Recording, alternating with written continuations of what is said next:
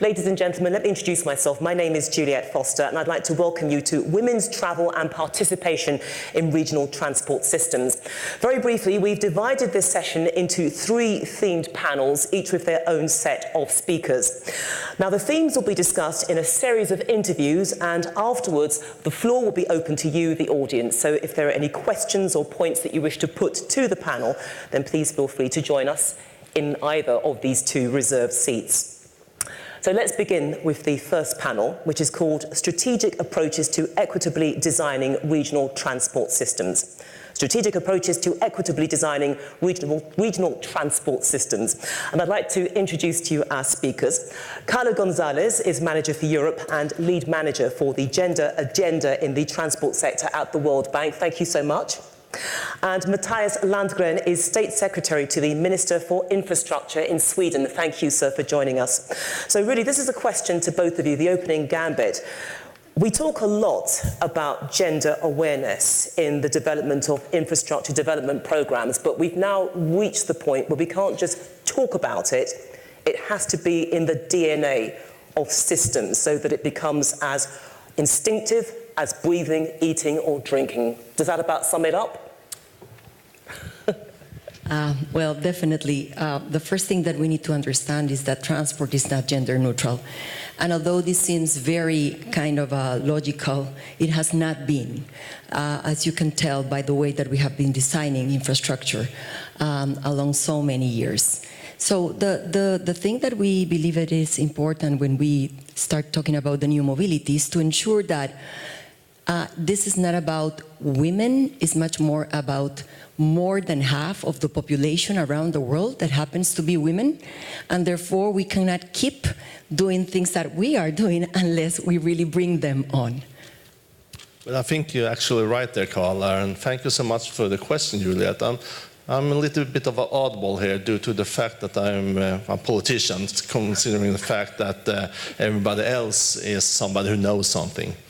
But let me just say something for the Swedish perspective, is that we are a feminist government, and that is very, very important statement. Our Prime Minister said it when we formed our government the first time last mandate period. We are a feminist government. We have a feminist foreign policy as well. And we've been a little bit mocked about that, but it's very important because I think for all kind of political fields, you need to have a feminist approach. Otherwise, you will not change the society. And we need to change the society. And when it comes to transport, yes, for sure. I mean, as Carla pointed out, the planning of infrastructure for transportation has not always been through a gender equality and gender mainstreaming. But you need to do it because the traveling patterns is so different between men and women. And also, if you understand how this is done, then you can also design the transportation system to meet all the needs that you need, you require. So that's very important. But it all starts from us, the politician, what kind of message we send. And from Sweden's point side, we send a very clear message throughout to our citizens, but also throughout to the world. So maybe just continue on that point. One of the most important things that we are hearing from the governments when we work with them is that there is not enough data for them to understand the differences between men and women. And that is how it's so difficult for us to convince them that the designs needs to be rethink. And it's so difficult for us to find money, to allocate money for this research that is so basic. So one of the things that we really would like to push for is for everyone to understand that if not because the lack of safe and affordable transport, more women will come in big numbers to the workforce. So this is not about only women's rights, but also about development. And according to the G20, by 2025, if we will be able to close the gap between men and women working in the workforce by 25%, the world's GDP can grow by trillions. And if this is right, what are we doing to ensure that women are going to come in big numbers to the workforce? Some people will say, well, you have to educate them, you have to make sure that they have access to health care and to any type of systems that are related to education. That is true, but that is only partial.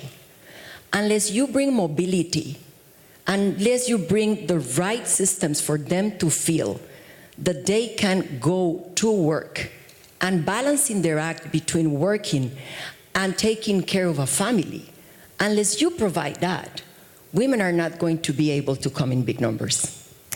Can I pick up on something which you said, and I'd like to get the response of both of you to that. You talked about a data drought, that there are some areas about the female transport experience that we don't really know that much about. So given that hole, how can you incorporate women's needs into transport systems in a way that is very fundamental, because the knowledge is clearly missing in some areas of that travel landscape? Well, in Sweden we have a government inquiry to look into this. We give statistic, I think if it's every 4th year. So we know the patterns quite well. And when it comes to the infrastructure planning, I have my little sheet here, because there is a very specific line in our instructions to our authorities when we are planning for infrastructure, and we have put it like this: the transport system shall be designed so that it meets the condition and travel needs for both women and men. Women and men are to have the same opportunities to influence the initiation, design, and administration of the transport system, and their values are to be given the same weight. So that is the key issue here. And that is something that we, from the government side, all our authorities, we are making sure that on the executive boards, there are equal men and women, because you need to have an equality in the executive boards, in the administrations, and in the authorities in order to have this kind of planning. Because you can put it in words, but you need also to have the actions, of course. And we have seen that equality in the boards, for example, is a main task, and it highly affects what the authorities are doing if you have the equality. And for example, my general director for the Authority of Transportation is female, for example. So we have more female general directors in my field now than ever before, and that is very important and very strong message from the political side. So definitely that is one key part of the equation. Without diversity along all the chain, from drivers, from technical support, but also at the political level, without that, it's difficult to influence the conversation in terms of how much we are losing by not paying attention to women gender designs. But more than that, I believe that we have to understand that around the world, 80% of women are saying that they have been experienced harassment. That means that the public space is not safe for women, period. And how do we pretend to make them come and feel safe to go, to mobilize and to come and go, if we're not able to provide that simple, basic thing? So by bringing more women into the chain of command, definitely it is, let's say, the promise that more designs or the public spaces will start feeling a different type of design. That is one, yes. But more than that, I think that the world needs to understand that this is not a favor. This is not that we are trying to bring more women just because it's important for just equality. This is about women's rights, human rights, but also about the way that we want our societies to start really pushing the agenda into a new mobility. And let's talk about affordable mobility for 1 second. According to NYU study, in New York, in Manhattan, two of the busiest lines of the metro, they made an analysis between men and women patterns in terms of how do they use both metro lines. And they found out that women are paying up to $50 more per month than men, just because the way that women use or the way that women normally travel. So, do we understand that? If we really understand this, and this is only 2 lines in New York, unfortunately, we don't have the data to show what's going on in the rest of the world, and how much damage, and also how much we are penalizing women by trying to go for their daily chores, or they even trying to do this balancing act between work and family, and because we are not having the right designs in place, in a way we are asking them a bigger sacrifice than the one that we will ask for the rest of the population. And it leads on to another point. Again, I want you to address this, Matthias, because you're the face of the government. You have to take this into account, these issues about pricing, also giving women safe spaces. But the other challenge is that some of those gender differences are perhaps a little bit more subtle. So you've got to try to pick up on those, haven't you? Yes, of course, and we're working with it constantly. For example, one thing that we do, the most important things is the state budget, for example. That's how you divide the money. And how do we do that in Sweden? Well, we have said that every how do you say, asking should also be followed by gender analysis. So I cannot go to the finance minister if I don't have a gender analysis on my asking, so to speak. And that is something that has actually, I would say, changed a lot of the budget process in Sweden, because you always have to include that. It cannot be, how to say, ignored, because then we don't look at it. So, and that you have seen new things emerging when you put this analysis into the process, so to speak. So it also shows up other things as well. Sorry? It also shows up other things as well. Oh yeah, of course, because some things you never thought that there was a gender dimension to it. But when you ask the civil servants, you need to look at it, and then it's, well, wow. So yeah, it's been amazing, actually. Okay, the final point to both of you. You've given us a sense about the challenges involved when you're planning systems, and also a window into the perspective from the users. But from a much bigger point of view, how do you think women can be catalysts for achieving sustainable urban mobility? That's the goal. So how can women achieve it themselves? Well, I think that the goal is to make sure that the transport will be mobility for all, that will provide mobility for all. That's the goal. And I think that we, women, are much conducive to sustainable transport because of the way that we like to use transportation. The problem is, if you don't have enough frequency in a bus system, if you don't have affordable transport, if the systems are not conducive for you to be able to travel with your 2 kids and coming and going between 3 or 4 different platforms in any metro terminal, if the system is not conducive to support you when you are trying to bring all these shopping bags along with the stroller with your kids, then the system is pushing women to use more cars. And that is where we have a problem. And it's self-defeating, particularly if you play the environmental card. Absolutely, absolutely. So let's go back to, and this is not only true for developing countries, this is true for developed countries. Let's go back to New York again. Unfortunately, late in this March, there was a news of a woman that was trying to use the stairs with the stroller with their little daughter. She fell, and therefore she died. And maybe, yes, you can see that this is an an issue in isolation, but it is not. Let us just go to these terminals. And like I said, it's not only developing or developed countries. If you go to any terminal in the world, developing countries, now I'm talking, you will see that there are few places where you can go safe to the bathroom as a woman. And you will see that there is no place for you to breastfeed your kid, or even to change your kid safely. And these are terminals that are full of millions. So what we don't understand is why the conversation is not going faster.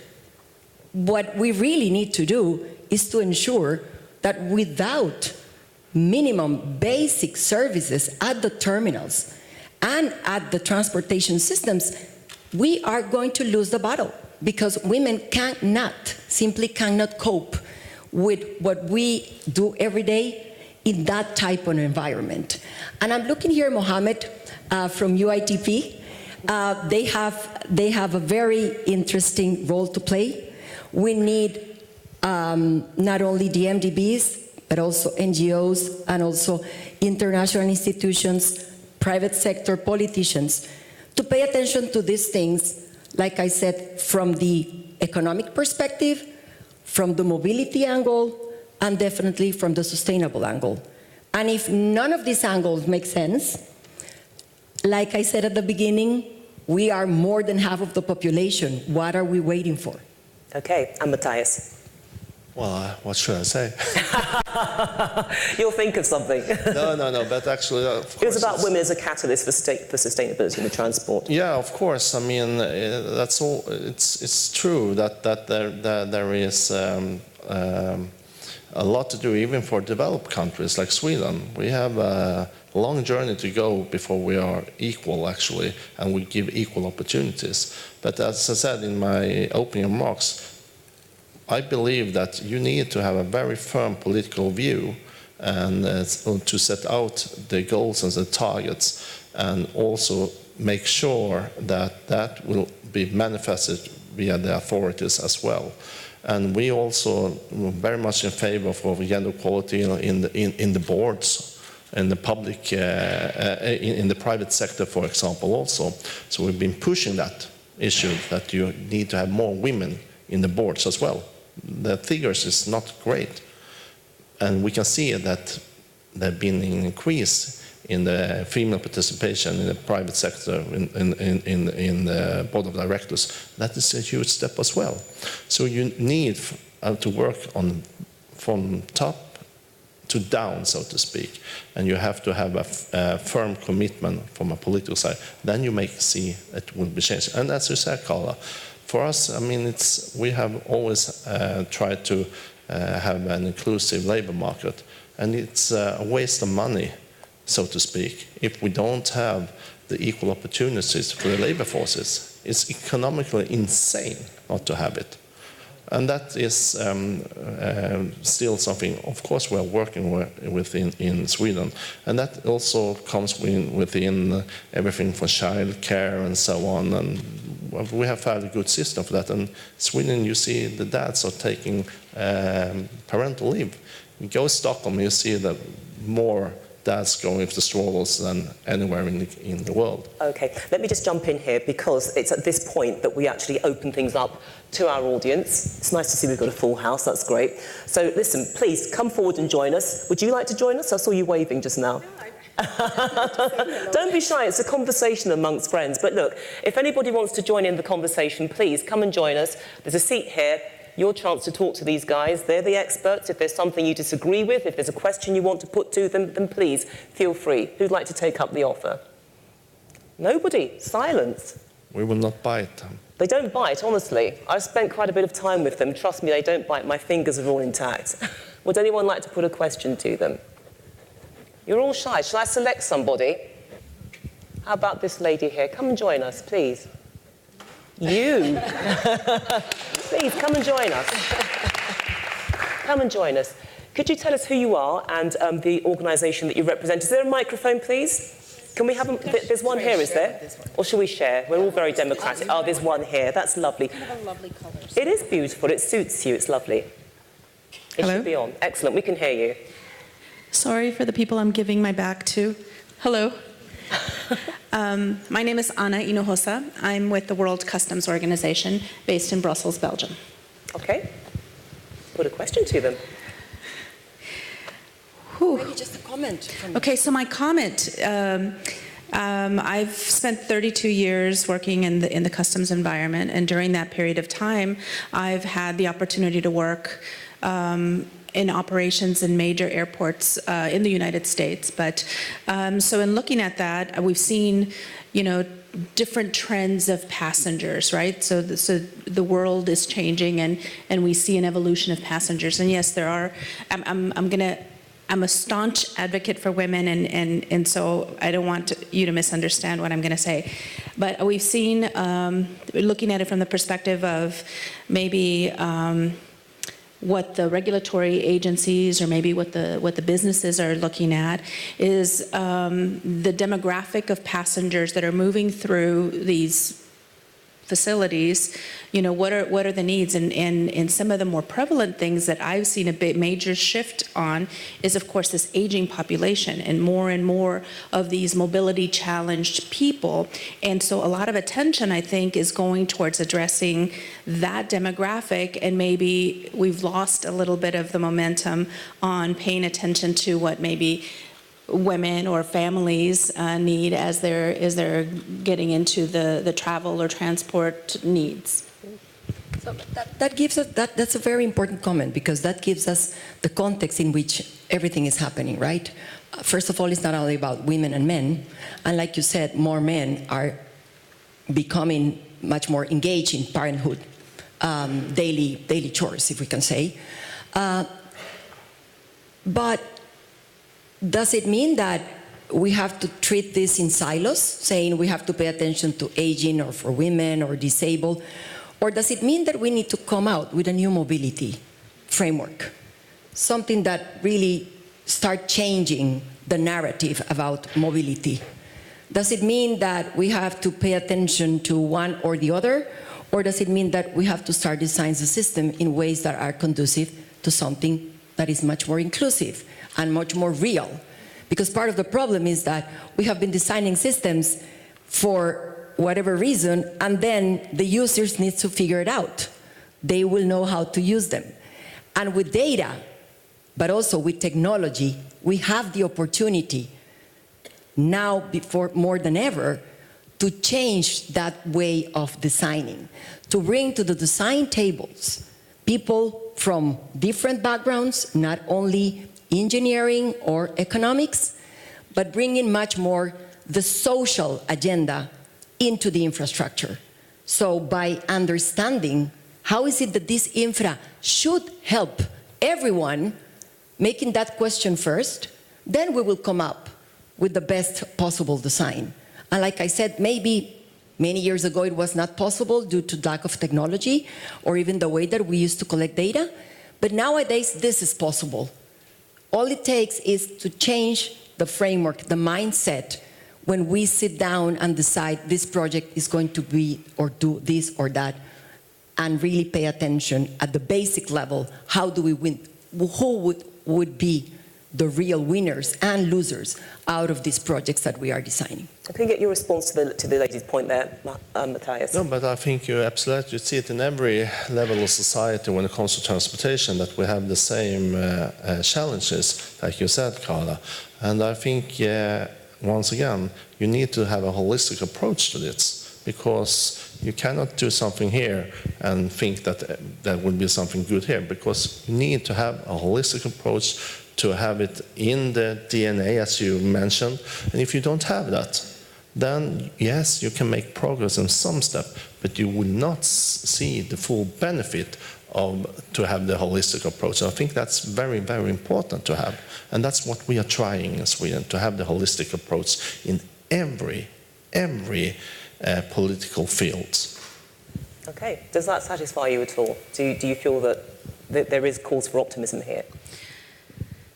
Well, I mean, I think the world is very diverse, and it depends on what problem we're solving. If we're only solving it for developed countries, then I'm very optimistic that Sweden is certainly going to be making great strides and being a leader and a role model for many developed countries who can, in fact, take advantage of that. But I think some of the core questions and issues that you raised about mobility in countries where the demographic isn't as developed, and where even the idea that women will travel is hard to fathom. So that's the cultural issue, really, well, isn't some it? of it is culture and some of it is financial. And so what is the answer for a more global perspective? You know, I think that's a philosophical question that maybe somebody else in the audience could be put in the hot spot to discuss. I noticed the way you were looking at the audience, as if you're prowling around for a victim. Should we choose one together? Yes. Should we choose one together? Let's do that. Yes, we're going to choose one together. Unless somebody volunteers, between us, we're going to choose somebody. Thank you so much. Thank you so. Actually, thank you. Thank you. Would you like to introduce yourself? Yeah, hi, my name is Paulo Manes. I am from PDV Group, and we produce software for cities and to optimize logistics processes as well. So my question was more also from a personal experience, and it resonated a lot what you said. I found it very difficult when I started being a dad, for instance, that whenever I wanted to change my children, I couldn't find a place to do it, and that's in a developed world. And my wife ended up doing it most of the time because there was no facility, so I sympathize with that. But we are in a process where mobility is really changing, and it's really an opportunity for us to redefine and address some of these issues. The thing that I see, or I feel maybe more towards you from a government point of view, is yes, we're doing all this, we see that there is a change, but I feel that at education of children, that will be the users of the future, that will be the ones that really need to use the system, sometimes is lacking. So there is no mobility education in most countries in school. Even to learn how to ride a bike, it's not a mandatory subject. And so also some of the women topics I think are quite important at that age. And so why is there not more being done at governmental level in terms of educating children, men, women, at young ages to try to promote that change? Because that's the only way that we will do it. And not when they need to start using the system and they go, how do I do it? So, for instance, my daughter, I am lucky that I live here in Germany. Every day she takes the tram to her school. And she's 9 years old, and she's been doing it since 6. But that's not normal. And why can that not be a more common occurrence? Just catch them young, basically. I think we do. But I know that I might not, my response may not be representative for a lot of developing countries as well. I can just say, from speaking from the Swedish perspective, that yeah, we do, but of course we could integrate it more in school. We have, for example, we have seen a decrease when it comes to bicycling with young age. That is something that is worrying us a lot. That's why we have initiated a new bicycle strategy to make sure that you do educate them from young age. And also, when it comes to traffic safety, this is not the part of perhaps this debate, but also for traffic safety, when I was growing up, when you took your bike, you didn't have a helmet, for example. My 10-year and 13-year-olds, as soon as they take the bike, it just goes per automatic. And that is something we also try to include in the society from a young age, because it's behavior. And that is something when Felix says, well, Dad, you forgot something. And I, what? And he pointed out, so we as adults need also to lead by good examples.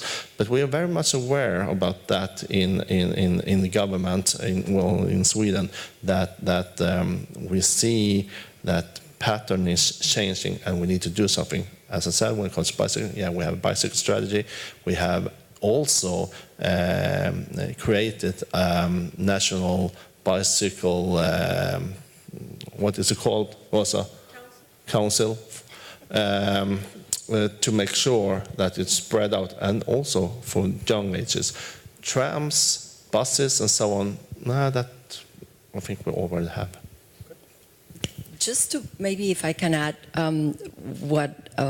to support what the minister is saying, I think that there is a huge opportunity for us to lead by example to our kids.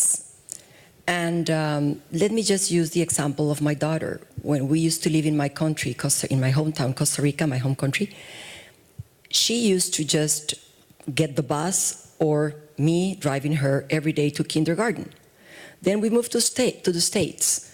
And then she learned there in Washington, D.C., that she could take the public bus for school. And my parents were horrified. They say, "Are you kidding me? I mean, what are you doing with your kid?" That is just because the culture was not there, but also because the infrastructure in Costa Rica was not conducive for kids to go alone to schools and taking the bus. Or just because there were some privileges from some parts of the society, which I am ashamed to say, but it is true, where you can have drivers to bring your kids to school. Now we are moving to Vienna. So in Vienna, the situation is even better. Because when I get into the school to enroll my kid, now she's 15 years old, I make the question about how is it that they are coming, and they say, well, they will have something like this. They will just jump in any kind of transportation around, very near from houses, by the way, and they will come here safely. And if you want to use bus services that are private, you have to pay extra, which is a lot, and then you will be seen as a very strange person. Something like that was the conversation, which I was, wow, this is fantastic. So coming to your point, what we need to do is provide the right system. If we provide the system, no kid will start thinking, I'm going to use the car when the system is safer and easier and cheaper as an alternative. The problem is we are not providing the right infrastructure. Yeah, but can I say something on that? Very briefly, because we have to move on to the second panel. I do agree with it, but for instance, a bike does not necessarily dictate I need infrastructure. It's good for it, but it doesn't dictate. And for instance, I see, because I grew up in Portugal, and when I was a child, if I wanted to go and ride my bike, I had to hold the right on take the bike on the path, and then go to a field where you could do it. Today, the infrastructure has not changed, but people are more open and let bikes ride and share the road, which 30 or 40 years ago, this was not something even conceivable. So it's a trade-off, and I understand that. Okay, guys, we have to shut this end of the conversation down, but thank you so much for your contributions and also for helping me to open this. And I'd also like to thank my partner in crime, Anna. A special round of applause to Anna. Thank you. And can we move on now to our second panel? The second of our themed discussions, in fact, that is gender issues in regional transport, this time from the user perspective. So I'd like to welcome to the set, that's probably the best way to call it, the set, Rana Kortam. She's the manager of Global Women's Safety Public Policy at Uber. Thank you so much. You've just flown in from Cairo? Yes. See, with that special that she's flown in all the way from Cairo to be with us. And also Heather Thompson, who is the Chief Executive Officer for the Institute for Transport Development and Policy. So thank you too for joining us. Do you have a microphone? Yes. Excellent. Okay, so this is one which is really for both of you. You're coming at this from slightly different perspectives, but in your opinion, what are the big issues that women face when it comes to connectivity? Absolutely, safety has to be the top of the list here. And maybe I can shed some light on a study that we did in partnership with the International Finance Corporation that I was very closely involved in. We wanted to understand why we don't have more women driving with Uber, but also wanted to understand the impact of having the availability of Uber and other ride-sharing platforms for women as riders, and how that impacts their economic empowerment, how that improves their mobility, and any issues that they face. We did that in 6 markets, which were a mix of developing and developed ones. So they included the UK, Egypt, I'm also biased because that's where I'm from, Mexico, India, Indonesia, and South Africa. And safety definitely came up as one of the key concerns that women have everywhere around the world. So like you can see the sample here is quite representative of different cultures. And safety was the one common concern. A lot of women would opt for ride-sharing options at night rather than taking different, transportation options, or to try and avoid walking, especially in certain neighborhoods. And also, 30% of them said that the availability of ride-sharing made them feel a little bit safer and enabled them to go to places that they wouldn't normally choose to go to, especially at night. Safety came up as a barrier for more women to drive on ride-sharing platforms. I think 64% of them would agreed that more women would drive with ride-sharing platforms if their safety concerns could be mitigated. And also cultural concerns, especially for women's economic empowerment as drivers, which is not still to a very large extent a male-dominated profession, even with the flexibility afforded by ride-sharing platforms. I think in some countries in Latin America, so Mexico and Egypt particularly, were very different in that regard, and it's really interesting to look at the nuances.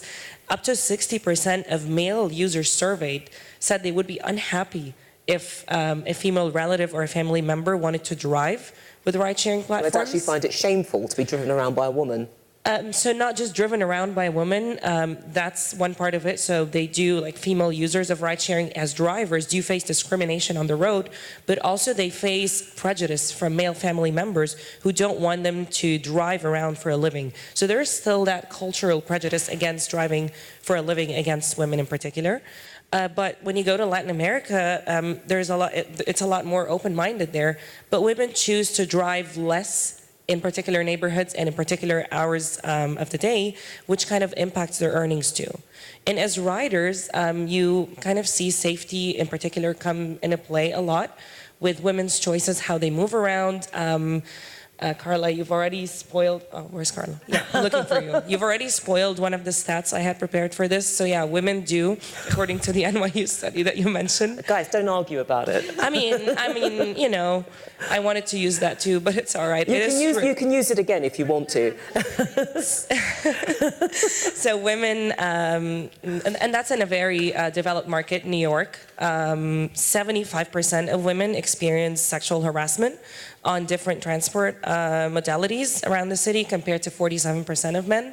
And women would choose to spend an average of 20 to 50 more US dollars per month on different transport options to ensure their safety. So it has become of paramount importance to private sector players, everyone in the field, to cater to safety concerns for women in transport in general. Okay, and your take on that. Is it safety that's the main issue that you've come across in your work?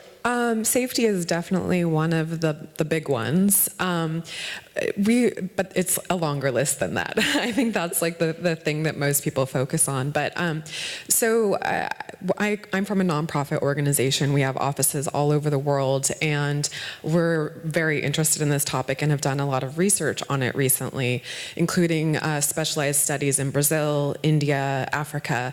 And so I'm going to generalize some of the issues here because they're common across the world, which is we're focused on public transportation and walking, cycling, basically trying to provide alternatives to a car-dependent world. And what we find is the majority of public transportation users are women, but systems are engineered for men because men are often in the decision-making seat. So that's a big inconvenience for women, because if you actually look at the travel patterns of women, they're much different than men because they're generally in the role of caregiver and hopefully also working, and so they're having to balance those needs.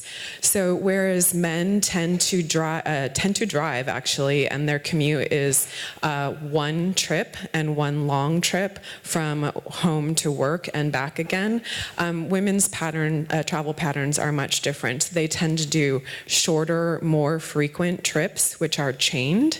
They often do travel at off-peak times outside of the commuting hours.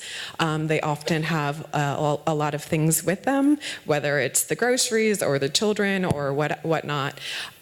So if we are just designing travel around commuting hours, we're missing out on the majority of travel needs So it needs for to be women. a bit more flexible, more reflective of what's happening in the real world. Absolutely. I mean, we need to have more frequent services. We need to have trips that are shorter and connected. The issue around fare systems was already mentioned. In most places, fare systems are not integrated, which means if you're doing more frequent trips, you're actually having to pay more for your travel. And then, of course, there's the safety issue. The public transit is not designed for women's needs, so that's an issue with just the basic things of carrying, but also lighting and other issues that make it unsafe for women to travel in public transportation. So it's all of these things, and it really starts with the fact that, again, men are the ones that are designing these systems. We need to get more women involved in designing the systems, and we need to understand, we need to collect data that is disaggregated by user so that we actually understand the more specific needs. And Carla said it well earlier that we certainly need to have a system that's designed for everybody, but we do need to look at the unique needs of the user so that we understand what everybody needs and can design a system that meets everybody's needs. Okay then, so it's design, it's also tackling cultural issues as well, as you touched on with the experience of the Uber drivers. But when we broaden things out a bit, how are developing countries likely to benefit economically by giving women greater access to transport and also that connectivity that you were talking about, Heather? So can I get your take first on that question and then yours, Heather? So I would really like to touch on the cultural considerations. So I represent a private sector company that operates in 60 plus countries around the world, and that comes with a kaleidoscope of different cultures and different nuances that we need to address. And one of these things was Saudi Arabia, a country that's gone through massive reform in the past few years, including allowing women to drive at all. And as soon as that happened, we wanted to try to understand how we can cater to these women that would be able to make a flexible living by, driving around on a ride-sharing platform and being able to look after their children because they get to set their own hours. And pretty much every single focus group that we've done said that women are still they're just starting to drive, so it's a little scary for them to take on a male passenger in the back seat. And our stance on safety all along has been to not really make our products gender aware, because when we think about safety, we try to make our platform safer for everyone. But here we were faced with a very unique cultural nuance that we needed to take into account. And actually, last month, we launched our only product of the sort, which is a women preferred view. So it allows female drivers in Saudi Arabia to choose to only accept rides from female riders. And we have a lot of processes in place to ensure that the gender is as accurate as possible of the rider. And that's actually allowed us to attract so many more women to drive. And that's definitely not something that we would have considered a few years ago. We would have never thought women would drive at all in a country like Saudi Arabia, but then you see the social reform happen and you got to keep up with it as a company until the culture shifts a little more. So that's definitely been a massive example of how culture comes into play. And it was also part of a big pledge that we made to partner up with the government and with various advocates and NGOs on the ground, because we also don't have all the answers. We're a private sector company. We do ride sharing. Sure, so you're one part of a much bigger picture, basically. Absolutely. So Okay, we also work with a lot of advocates that know these nuances a lot better to advise us on what to do. Okay, so they're helping you with the pathfinding, certainly in terms of the navigating. So that's one side of the argument there. But again, Heather, looking at it with the wider perspective, the areas where you're dealing in, how are women going to benefit, how their community is going to benefit economically once you give them that connectivity through greater access? We've seen how it's happening, how it's shaping things in Saudi Arabia, but what about societies where you can't have that comparison with Saudi Arabia? Yeah, I mean, I think generally if we are not meeting women's transportation needs, then we're just perpetuating the cycle of women staying home, being caregivers, men going to work, having independence, having income, and it's not a fair way to move forward in the world. So we need to be able to give women the independence and the freedom to find other ways of sharing that responsibility of caregiving, and that starts with, again, allowing them to actually be able to travel in ways that meet their needs, that they can go to jobs and they can take care of the groceries and all of the rest of the things. I mean, really, that burden should be shared by the entire family. So transport can be empowering financially, career-wise. Absolutely. I mean, it's eating, breathing, sleeping. It's one of those things everybody does. You have to get yourself from A to B, and if that is limiting your progress, then it is holding back our culture and just the economic independence and balance of women. I mean, what does emerge from this discussion is that women have a preference for flexibility. So let's shoot ahead into that thing called the future, Anna. I mean, can you envisage a world where women end up being the biggest users of transport sharing services like yours, precisely because they like that flexibility, lives are changing, and they can build it around them rather than the other way round? So I'm going to refer to the same study we did with IFC earlier. In every single country of the 6 surveyed, over 90% of women said the sole reason why they appreciate driving on ride-sharing platforms like Uber is the flexibility.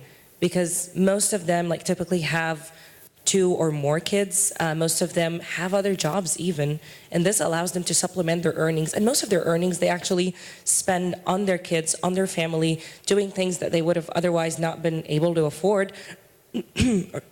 or maybe even, sorry guys, my allergies are flaring. Or maybe even paying back the car loan. So they might need a car for all the different reasons that Matthias and Carla discussed in our earlier panel. But it makes it easier if they can just switch on the app for a few hours at night just to pay back the installments. So we've seen all different sorts of use cases that are based around flexibility that make it really paramount for us to avail our services in a way that makes sense for women. And one other point as well, Heather, is that, look, we touched on this in the first discussion about affordability, the $6 million question, especially for women in developing countries. Transport affordability will obviously be an issue. So is it possible to construct a network that is gender-friendly and inexpensive so that it gives women that empowerment, if you like, closes the gap, not just between women in developed countries, but in developing countries as well? Absolutely. And ride-hailing is a wonderful introduction that does give women flexibility. But generally, ride-hailing is much more expensive than most people in developing world countries can afford. So really, we have to start with the basics of public transportation, but even just basic, as we say, complete streets infrastructure that provides safety for women to walk and to possibly use bicycles and other forms of non-motorized transportation. Women walk much more frequently than men do. So just providing, again, safe, complete streets that have good lighting, good public space that allow that safety just in walking. It's not just about sexual harassment and that sort of safety issue. It's just the safety of walking down a street safely. So we have to be really careful to not just focus on vehicles and making those transportation patterns better, but really starting with the basics: walking, cycling, connectivity of public transportation. And it's also not about just the design of the transportation system itself. It's about the entire land use patterns that we're perpetuating. So it's important to also think about mixed use. So making sure that schools and jobs and homes are located near one another, so that women and all of us don't have to travel so far. So it's not just the transportation infrastructure, it's creating cities that are compact, dense, have this mixed use, and where we're not just overlaying transportation on our land use, on our city patterns, but we're really developing our cities, putting transportation first and orienting our development around transportation. Okay. So would you like like to add to that before I select a victim? Are you saying that someone joining us here would be a victim? Oh, no, they're very welcome. They're very welcome. So yeah, I was just going to add, and correct me if I'm wrong, I think women are generally a lot more stretched on the cost side across all sectors because there's still largely a bit of a pay gap overall.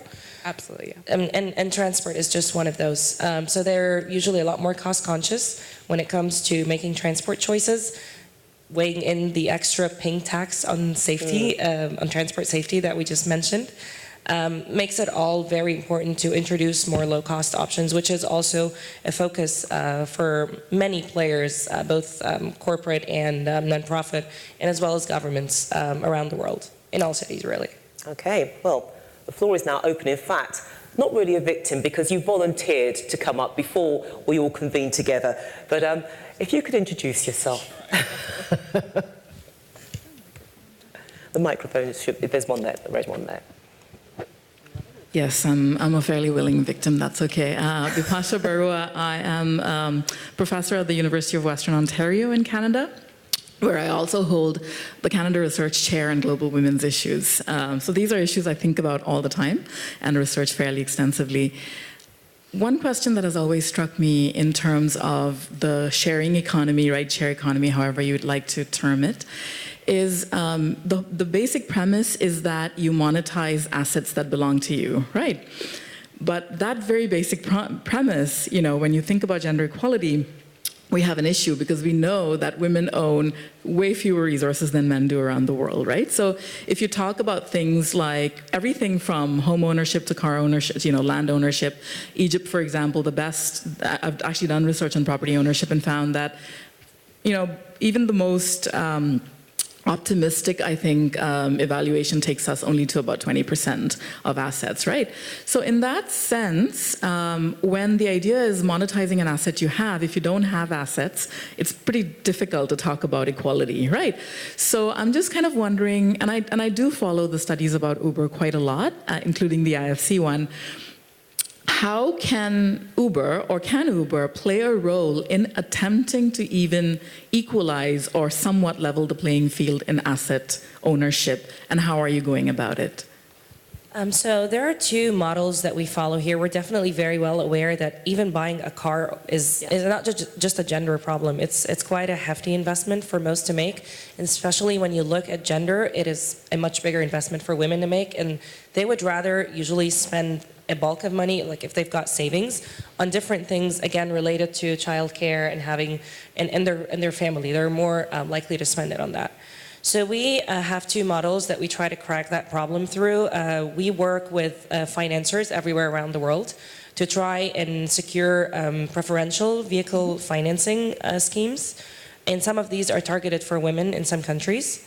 And the other model is we try to partner up with companies that provide pooled assets. So it's like overlaying another layer of supply that comes through. So if you have a car sitting there unutilized and you don't want to drive on a ride-sharing platform yourself, you can actually loan it to that company, and they act as a mediator and avail those cars for rental even by day or by the hour. And that really unlocks a massive opportunity. So you no longer need, if you are a driver or wanting to drive, but you don't have the asset, you can just go to one of these partners that work with Uber and other ride-sharing companies, and you can rent a car by the day or by the hour, depending on like how much time you're willing to give and like what kind of earnings you need. And that really helps unlock a lot of earning opportunities for these women without the need to have the asset themselves. But in order to do that effectively, regulation has to keep up. So like lowering the barriers to entry, making sure that licensing requirements are not too tough to enable that kind of vehicle sharing within people willing to drive on ride-sharing platforms. So you're saying in many ways the policy, responses that you need are not in place in the ways that you sometimes need them to be. So there are, I think, quite a few challenges with us moving towards modes of employment for which essentially policies don't exist to support, right? So that seems to be something that I've thought about quite a bit. And talking about like the future of work and how the sharing economy comes into play, as definitely like a completely different conversation that we can talk about for hours, but I don't want to hijack the whole thing here. No, we don't have hours to spare on that side of things, but I'd love to get your response to the point that was made there just now. I mean, I think there was more around assets related to ride-hailing and such, but I guess maybe kind of at a fundamental level, what we really need to do is just get women involved in the decision-making process so that they can influence these policies and just generally have greater awareness on what the issues are that are being faced, and so that we can address those, whether it's, you know, the controlling of assets or just the ability to be in the workforce, all of those sort of fundamental things. So I think it just starts with the very basics of all of us thinking about if we have job opportunities in the transportation field, looking for women, bringing women in. I'm very proud that at ITDP, about 65% of our staff are women. So we're really starting with our own organization, including our entire C-suite is all women. So, again, it's about the awareness. It's about looking at the data differently and making sure that we're really thinking about these things when we make decisions. Is there anybody else who'd like to join us? We're all good friends here. We believe in sharing our experience. Would you like to join us? Please come forward. Please come and join us. You can share the microphone. If you can introduce yourself, that'd be great. Thank you. Yeah, hello, my name is Sandra Retzer, and I'm working for GIZ, which is a German development agency, and I actually live in China until 1 month ago, so now I'm a Berliner. But I find it very interesting because in China I was running all the mobility and urbanization projects, and I fully agree because, again, in China, what we try to do with the government is to promote inclusive cities, and we definitely try to promote cycling and walking, because myself, I've been to China first time in '93, and back then there were around 65% of the people cycling to work. Today we are at around 12%. And of course the government realized that this is wrong, but they see it's only 25 years. But how to turn back time is very, very difficult. So we have been working hard on that. But the topic of women, for example, in China is not there, I would say, but not actually in a negative way, because I don't know if you're aware that, for example, also female leaders, I mean, China has the highest number of female leaders. So there is not much of an obvious gender issue. And for example, the biggest ride-hailing platform, Didi, there is a lot of women drivers, actually. But one thing I figure, and you mentioned the topic of safety. So with Didi, there happened some accidents, and it was about rape, but it was also about 2 women who have been killed. And I think when I look what Didi did after that, so the first thing was, why did this happen? All the drivers are, of course, also registered with Didi, but they can easily give the car to another person. So this has happened there. And so what Didi did afterwards, they interviewed all the users and how to prevent this in the future. And they gave them 2 options. So first of all is that everything is audio recorded that is happening in the car. Second option is video recording. And the users, they voted for audio recording. So now every ride that you do is audio recorded. But I think this is something when we discuss this also in the German context. So we have totally different data security laws and so on. And in China, so many things are possible because this just doesn't exist. And also when it comes to like what is the right of the human being, I mean, it's a totally different story in China than it is here, for example, in Europe. And not talking even about other developing countries, for example.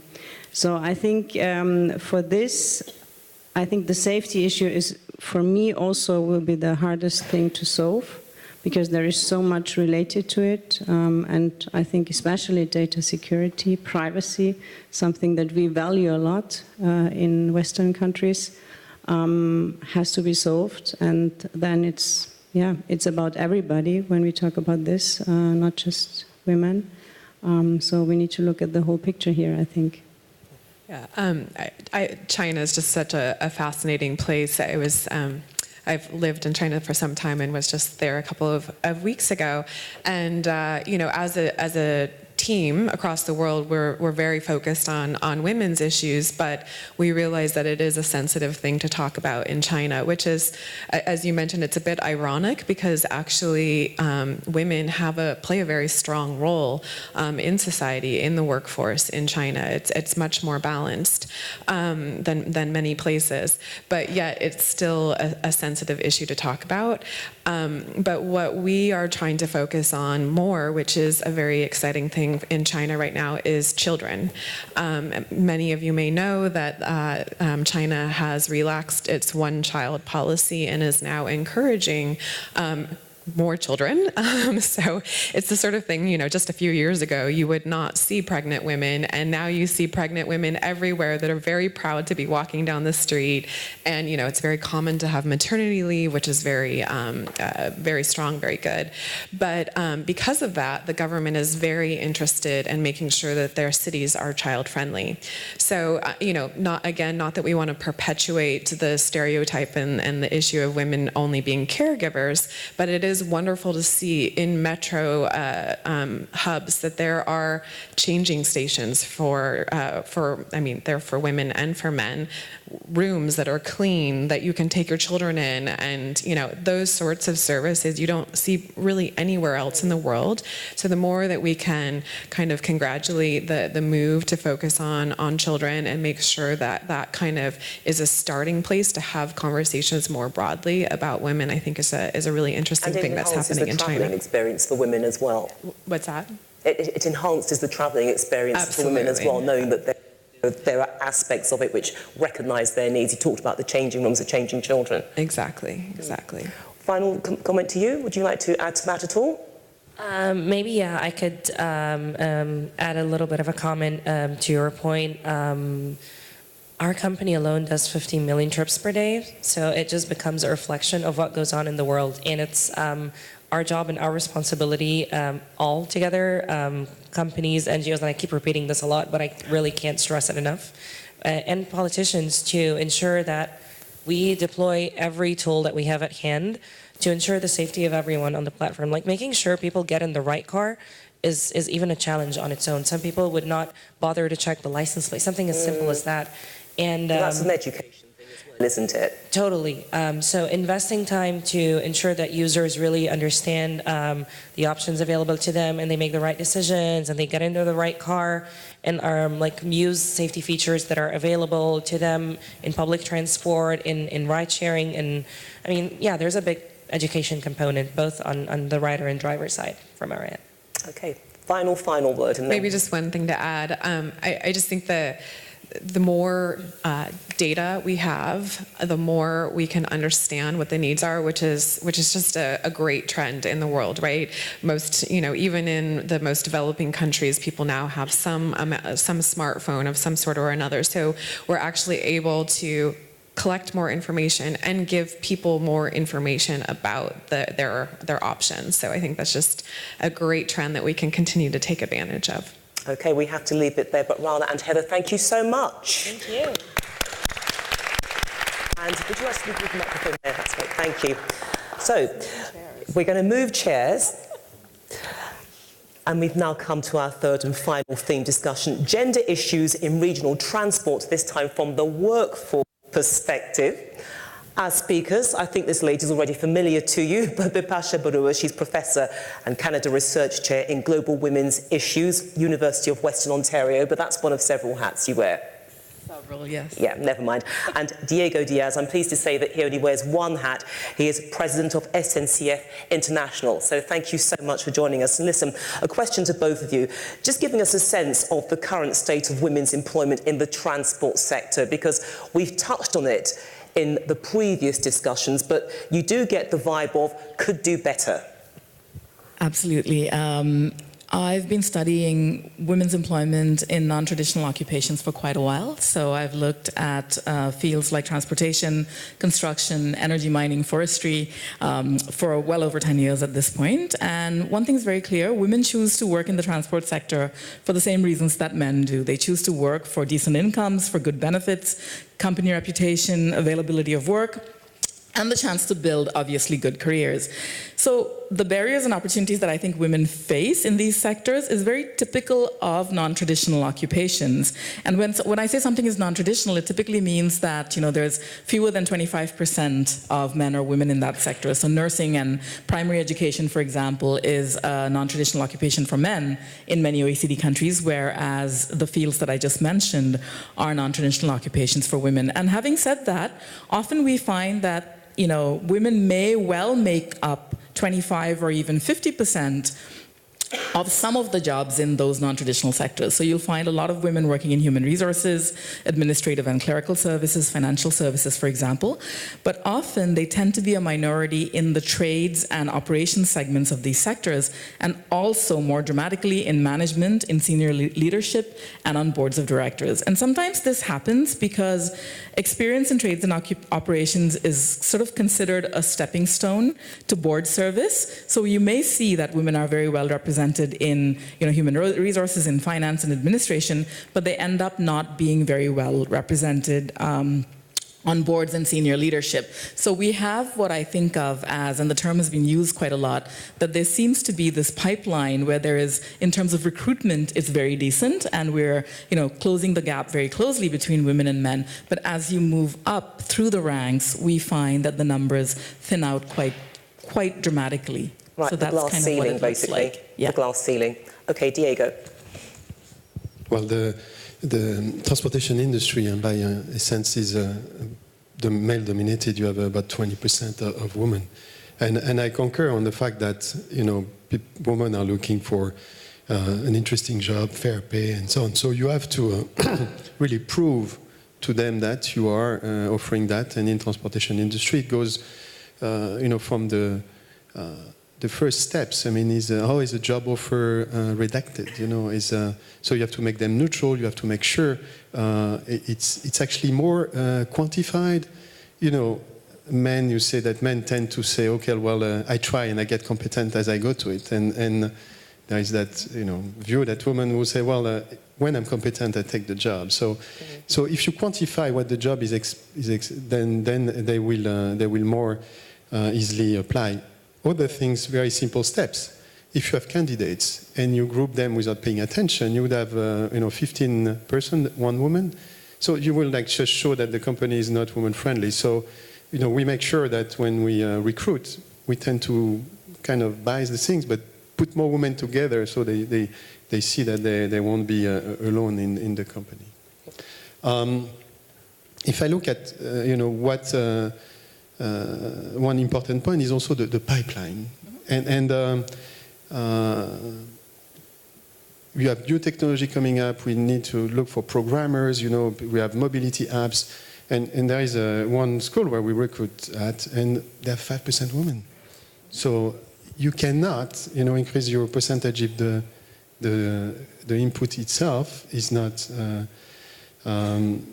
representing having enough women. So we need to work early on. So we have a lot of activities going to schools, mentoring, so we have to change the choice women make early in their life.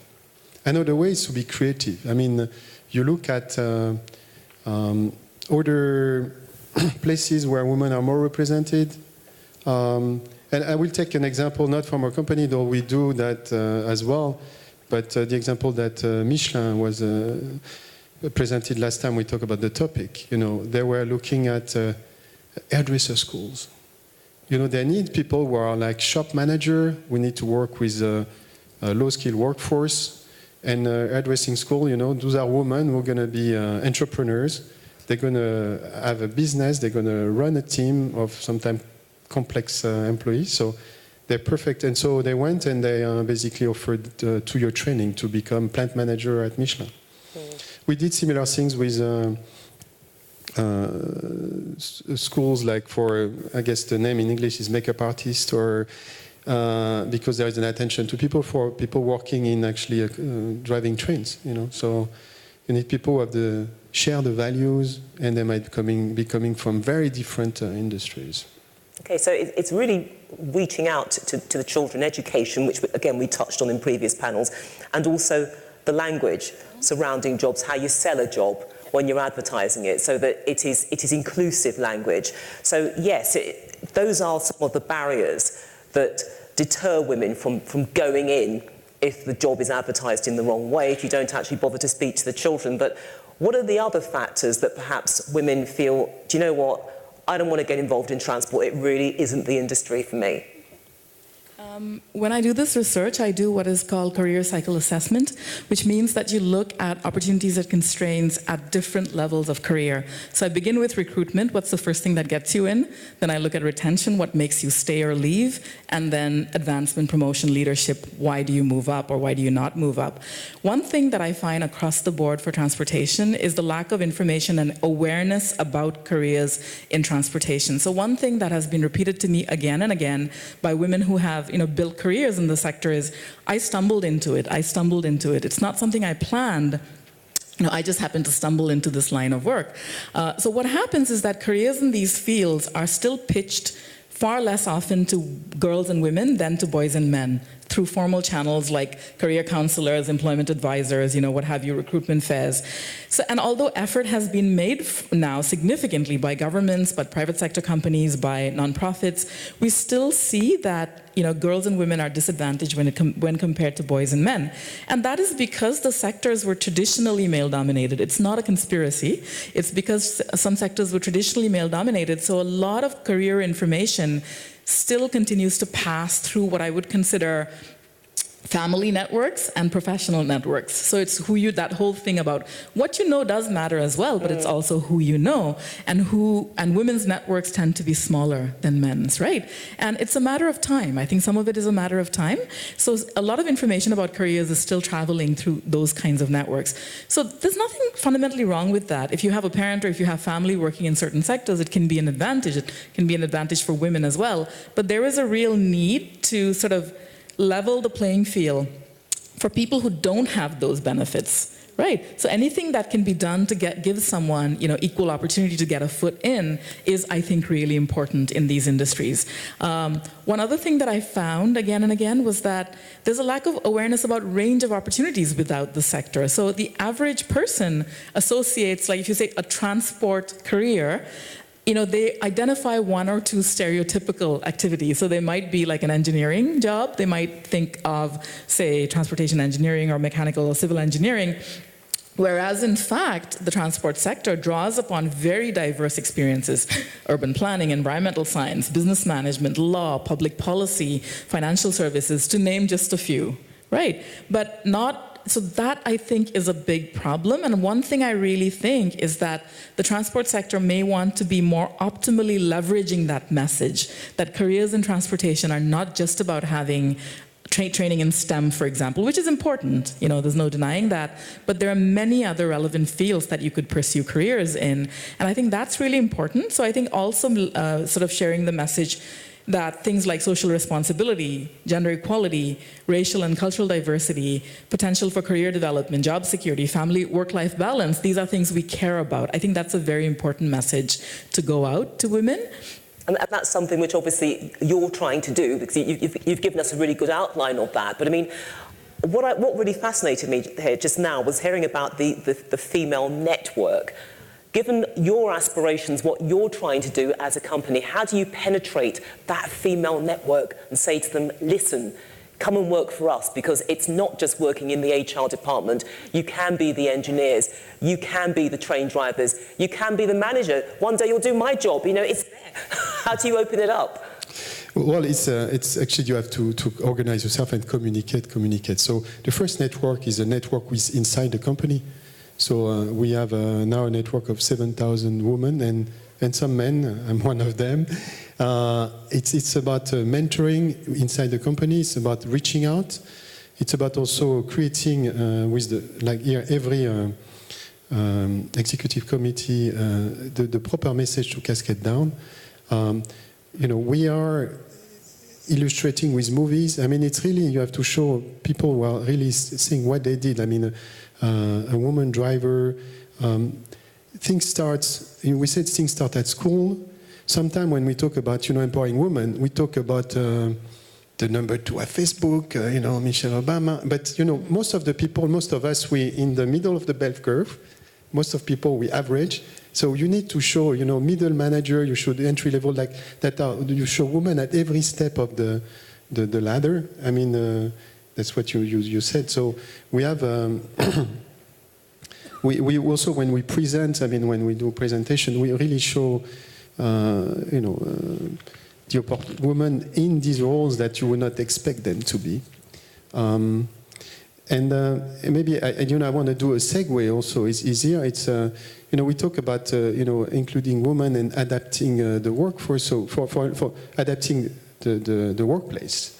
And for a while, we have stories even from young women who joined the company 10 years ago. Like there was no safety shoes, below 42, so they were like swimming in them. So there was no equipment, like the jacket were for men. So basically, they are again swimming in them. So that has changed. So we adapted. There are mixed bathroom. So the workforce adapting. But I think what's more important is the workforce is transforming, and that's in benefiting men and women. I was visiting a rolling stock maintenance center. So I asked, okay, there are about 1,000 people there. How many women? 70. So 70. 70. So it's not that, but it's typical for us. Like very down, like in the workshop, it's less, and in management or in HR, you will have 30, 40. But presumably that's a good opportunity for you as well as the big company, because you can actually use your influence to say, come on, you should be boosting the numbers. But what are we? Yeah, it's what we're trying to. I mean, it's what they're working at doing. And for example, one adaptation or transformation of the workforce is. We have they were demonstrating an exoskeleton. And this exoskeleton is the thing you put on and makes. And it's not about making the worker a Superman. It's reducing penability. So you can lift 20 kilos like this, and put. So this is really changing the way everyone is working. It's also the way you conduct meeting, like more inclusive management. Traditionally, the boss speaks and no one contradicts him. But, being inclusive is benefiting not only women, is benefiting the whole team, it's benefiting the company. So this is by transforming the workplace, not just adapting it, that we're going to also attract more women.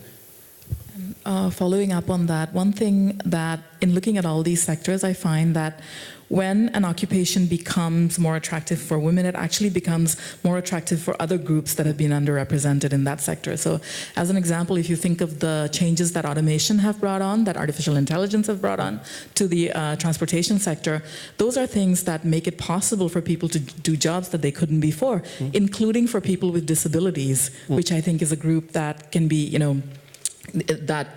definitely deserves to be at the table and should be taken on much more seriously. So I think that's one thing to remember, is that making jobs kind of more attractive to women does more than just bring in women. The other one that I wanted to point out was, I find that I looked at a lot of job ads, like you said, how do you make job ads neutral? And one thing that I think the transport sector could be benefiting from significantly is that women are often much more likely than men to have temporary paid work, unpaid or volunteer work experience that may actually be very relevant and transferable to employment in transportation.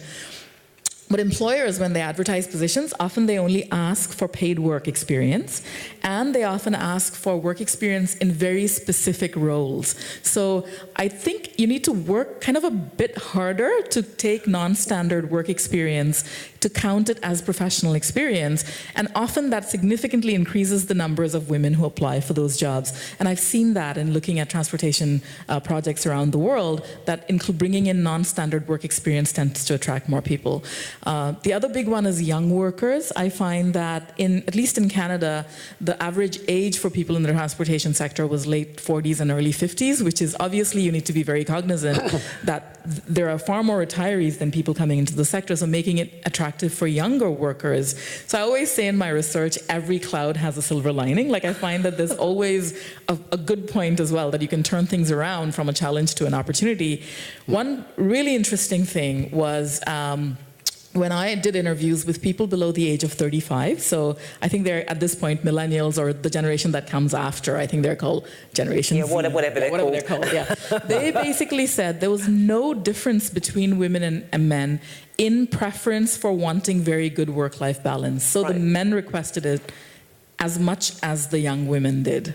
So I think that's very important to keep in mind, that those are all factors that are going to be very important for renewing the workforce. The future, and certainly from your point of view, because you're doing all the right things, you stand to reap an amazing harvest going forward. You do.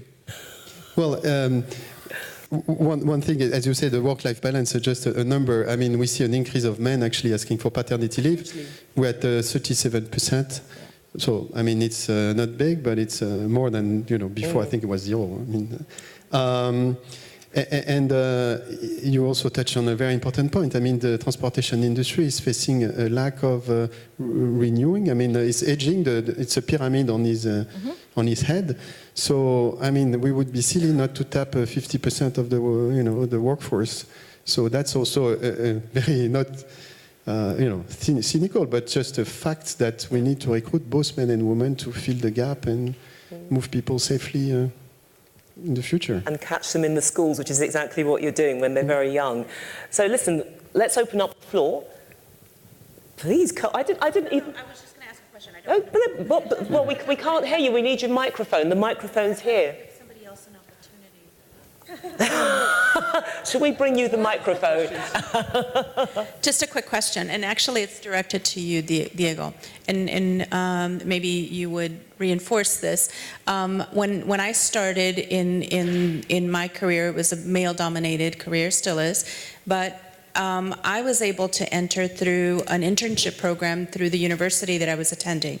And I think those are really great opportunities to get a broader cross-section of maybe young people. You get to test them out to see if they're any good before making a full-term commitment. But there you can attract maybe people who aren't so specifically into your career field, but maybe could end up being, I was only going to be there for a year, and here I am 32 years later. So I'm just suggesting that as an opportunity for you. Great, thank you. Thank you. Actually, we're working on that. We have what's called alternance, so people, they come. I mean, most of the universities have realized also that students come in the work market and they know nothing about the workplace. So we have a lot of alternance, so people who come work for us. And there is vary with like 3 days a week or like 3 weeks and then back to university. So that's actually a good pool of applicants, and they come from very diverse background. I have 3 in my department at the moment. Actually, they're all women, and they. I mean, one basically actually almost led by herself a bid. I mean, something that someone more senior, but you see people, young people, eager to perform and to let them. It's always amazing. So they bring a lot of energy. So I'm with you. We need to bring people. We had also a presentation for people in more complex areas. Like what in France is the suburbs. Suburbs are more difficult in France. In the US, the opposite. And yeah, we try to explain what transportation is and what they can do. And often there were like 15 or 16. Usually here you see that girls are more aware that they need to worry about the future than young boys, actually. So somehow it's bizarre, but there is something that shuts them down later on. So it's really also, that's why we have things what we call Girls' Day. We bring young women from high school and show them that you have women in charge at SNCF, driving train, in charge of departments and so on. So So it tears down the fear barrier that it is doable. If they can do it, so can I. Can we open the floor up? Please, somebody come and join us. We're very warm and friendly. We want to involve you in the conversation. I really don't want to have to select somebody, but I will if needs be. Thank you so much. A round of applause. Thank you. Thank you. Would you care to introduce yourself and the organisation you represent? Sure. My name is Ernesto Monter. I work in the Inter-American Development Bank. And I will be presenting our Gender Lab initiative later in the Open Cafe. No? I wanted to just comment on and probably add a little bit on the women's workforce, which is one of the pillars of our initiative. We have supported several studies in terms of women workforce. Lately, one in Santiago, in Transantiago, to see how we could promote more women driving some of the buses. And there were a series of incentives, etc. And unfortunately, we were not able to increase significantly the number of drivers. They increased only 1%. We have also examples of road maintenance in rural areas. We've created some micro enterprises for women to try to do the maintenance. And we found out that women are more responsible, they do it on time, etc. But both in the case of Transantiago and in the case of maintenance of rural roads, we've seen that they have to deal with a lot of cultural barriers, which to us seems to be the key challenge of this. And I remember I was in a conference probably 2 years ago, and the speaker for Transport for London, which were she was a woman super knowledgeable on the theme. She made these comments which I've remembered for the past 2 years, no? And she put as an example when boys and girls are very little and they go to a toy store, most of the section for boys are cranes, cars, building materials, etc. And then the section of the girls have a different type of toys. So her point was that we need to start very early in trying to address these cultural barriers. Because then we're surprised that women probably are not interested. Not necessarily that they're not interested, that they might be discouraged, that men will not have the same comfort in working with women, especially in these heavy construction activities, etc. So anyway, I just wanted to share this comment, particularly the Transfer for London, which was really interesting for me. We need to tackle this since a very, very early stage in the process. Anyway. Yeah, that's great. Response, please. Yeah, I think it's on. Okay. Yep, it's on. Yeah, I think the point about what we have as preconceptions, we talked about very bad things that can happen or harassment, but in French we talk about sexisme ordinaire, ordinary sexism, and that goes deep in simple behavior okay, putting a work-life balance aside, the meeting is at 6, so let's not invite her because she has. So that's the woman's choice, decision. We should not. You have to treat people the same way. You have to let people make their choice, and this is also the transformation of the workplace. No meeting too late, but not deciding for them. And this is the same that what you describe. Okay, it's a little girl. She doesn't want a truck.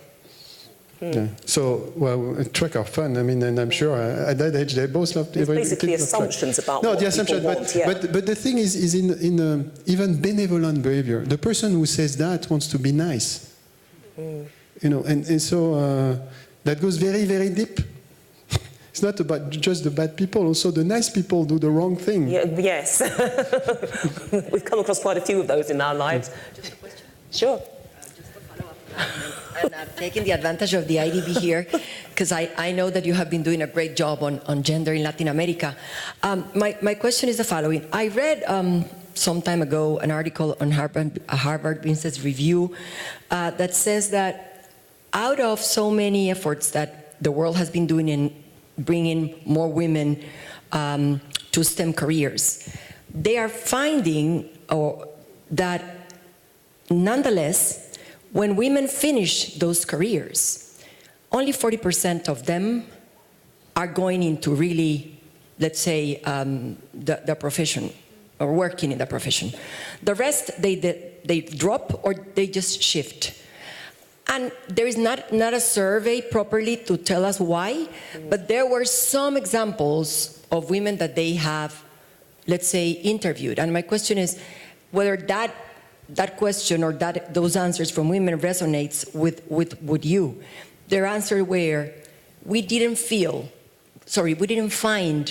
in this engineering world enough social consciousness for us to make impact.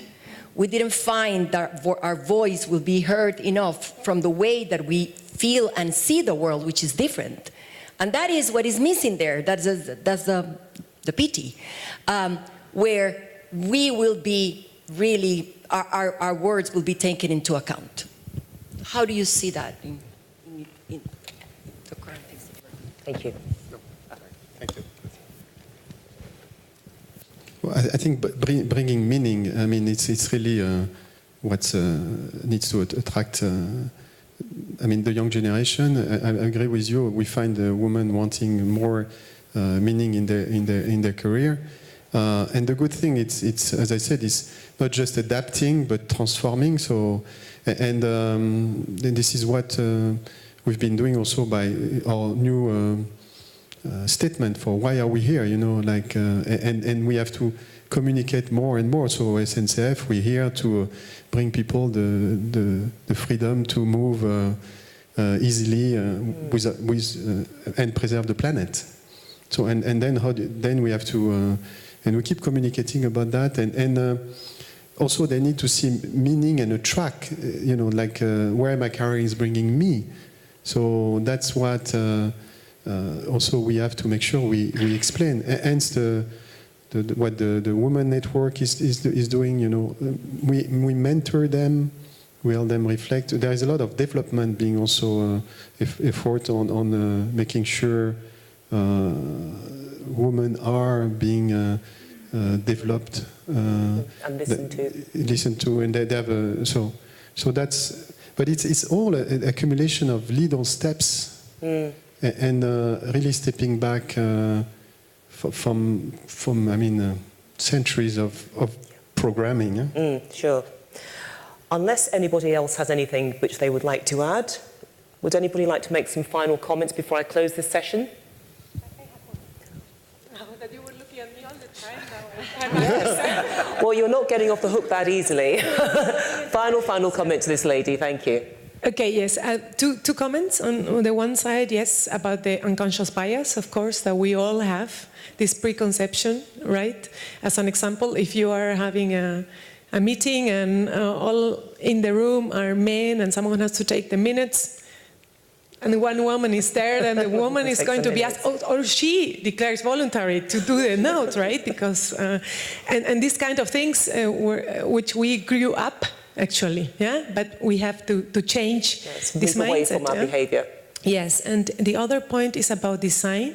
So I work on road safety, and I always ask everywhere, why are we designing things that is killing people, right? Like cars that can go to a very fast speed, and roads that allow that, and so on. So it's the same thinking of, actually should be the human being the measure of all things, right? But most of the time it's the man, the measure of all things. Like in crash tests, the dummies for crash tests, the measurements are of a man, not of a woman, and physically we are different. And thinking about toilets, for example, I don't remember where, but there were introduced gender-neutral toilets. What happened? Yeah, that only the sign was changed, so gender-neutral for both men and women. So the toilets where the urinals were used only by men, and the other by all, you know, so the woman has lower chance to go to the toilet. And there are studies that shows you that a woman needs more time in a toilet, 2.3 times more than a man, because, you know, she is accompanied by children, by elderly people. We have other concerns, and so it's the way of thinking that you should begin. So it's very subtle differences. So changes is needed because they're very, very subtle, but also we need to work them into our transport system if we're to have the system that we're looking for, which connects body, and which also opens up opportunities as well. So really, those are my closing notes as well, except to say that the future does look potentially quite bright, as you pointed out, because the ageing stratagems, well, the ageing demographics, I should say, in the transport sector appear to be working towards the future for women, because people are getting older, they have to be replaced, and of course, technology, again, you both touched on this, an important movement there for change, because women can find that they can use the skills needed to help push things forward. So again, that challenges the typical narrative surrounding technology that AI is a job taker as opposed to a job creator. We have to wind it down now, but I would like to say a very big thank you to all our participants. The two here, in fact, to start off with, Diego Diaz, President, SNCF International, thank you so much for your analysis and for being a good sport taking part in this. And also you, Bipasha Barua, Professor and Canada Research Chair in Global Women's Issues at the University of Western Ontario. And also to Carla Gonzalez, thank you so much. Carla, of course, is the Manager for Europe and Lead Manager for the Gender Agenda in the transport sector from the World Bank. Also to Matthias Landgren, State Secretary to the Minister for Infrastructure in Sweden. Thank you so much. Rana Kortam, Manager of Global Women's Safety Policy at Uber. And Heather Thompson, CEO, Institute for Transport Development and Policy. Thank you all. Have a wonderful day. And hopefully we'll meet again next year in Leipzig. Thank you.